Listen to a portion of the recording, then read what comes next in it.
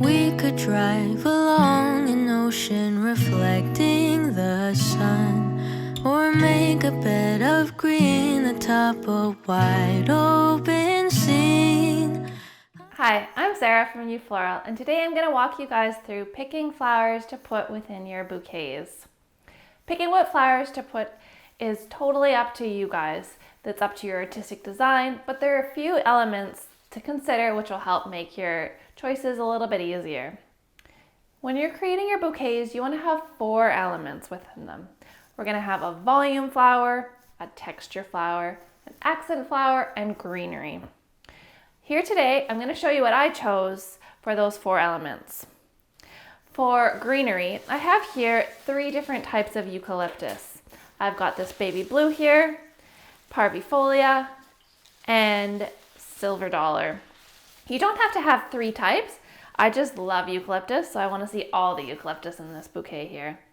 When you're thinking about greenery, you want to think about what sort of tone you're looking for. So if you want to go to this more muted, soft sage green color, eucalyptus is great. Or if you're wanting to go for something more vibrant, something like ruscus is great. I also like to do at least 2 types of greenery. Maybe 3 in this case is a little greenery overload, but 2 is usually good.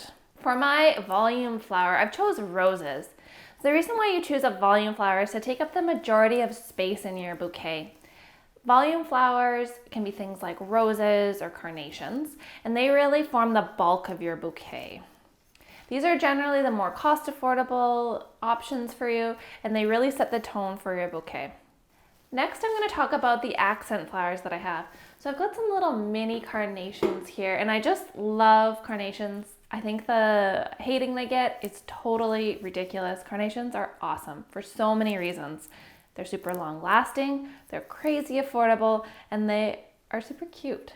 I really love mini carnations because they have variation between these open blooms and then the small closed blooms, and I just love texture and variety in my bouquets. So for accent, I've got here these mini carnations, and I also have this status. I love status because it dries super well, and it's got this crepey type of flower that has a lot of different texture. I have ranunculus here, and these are the showcase of this bouquet. These are the fancy flower that is very delicate. If you choose to use ranunculus, make sure you watch my video about how to wire them, and also make sure that you baby these. They need their own vase, and you just need to make sure that you take extra care of them. These are my showcase flower. I'm using them as an accent, but these are really what I've kind of splurged on for this bouquet. Then the last element to consider is texture. I've got these hypericum berries here, and these are cool because they're going to kind of pop out of my bouquet and add variation to it. There are other types of texture flowers you could use. Eryngium thistle is another one, but I chose hypericum for this one. The reason why you want to have these 4 elements is so that you have variety to your bouquet. You want your bouquet to have a variety of textures, and you want it to be varying heights. You don't want everything to just be on the same plane. So these hypericum berries are gonna kind of, if you can imagine it, kind of like pop out of the bouquet, kind of as I'm showing here. So we have these kind of bigger flowers, and then these little ones just kind of giving visual interest.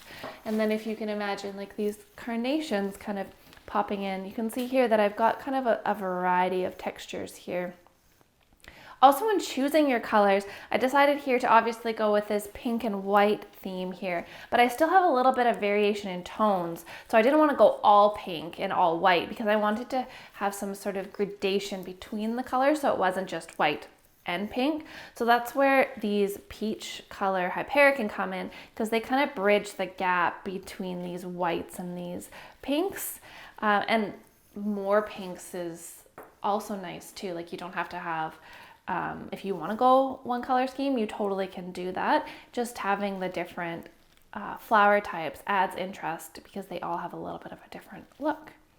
So I hope that helps you guys when you're trying to decide what flowers to put within your bouquets. As I said, this is an art, so there's really no wrong way to pick flowers. They're all gonna look great. But if you have any questions, you can comment below and visit ufloral.ca for all your DIY flower needs. Summer is for falling